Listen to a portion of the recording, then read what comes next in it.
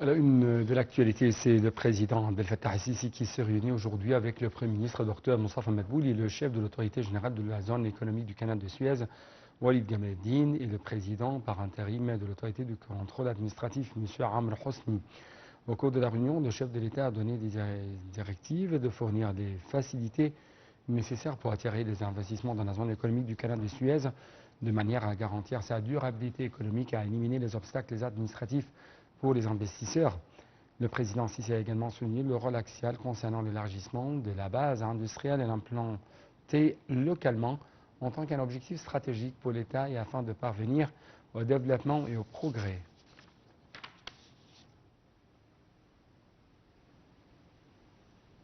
La session plénière de la Chambre des représentants s'est tenue aujourd'hui au siège du Conseil dans la capitale administrative. Le Conseil des députés a discuté du rapport du comité spécial formé par le Parlement pour étudier le programme du gouvernement pour les 3 prochaines années. Lors de la séance, le conseiller Ahmed Saad, premier sous-secrétaire du Conseil des députés et président de la commission formée par le Conseil pour étudier le programme du nouveau gouvernement, a confirmé que la commission a salué le rôle du gouvernement dans la préparation de son programme, car il comprenait divers objectifs répondant aux défis actuels et renforçant la stabilité du pays. Le conseiller Saad Eddine a également indiqué que la commission estime que le programme contribuerait à améliorer le niveau de vie des citoyens égyptiens. Le président du Conseil des députés, le conseiller Dr Hanafi El-Gebali, a déclaré que la commission spéciale formée pour étudier le programme du gouvernement s'est réunie dans sa composition complète, incluant la majorité et l'opposition,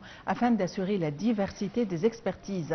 Le conseiller Gebali a également affirmé que les travaux de la séance plénière sont consacrés à l'octroi de la confiance au gouvernement du Dr Madbouli et que les réunions de la commission ont examiné le programme avec précision et minutie en adoptant la transparence et la sincérité comme méthode.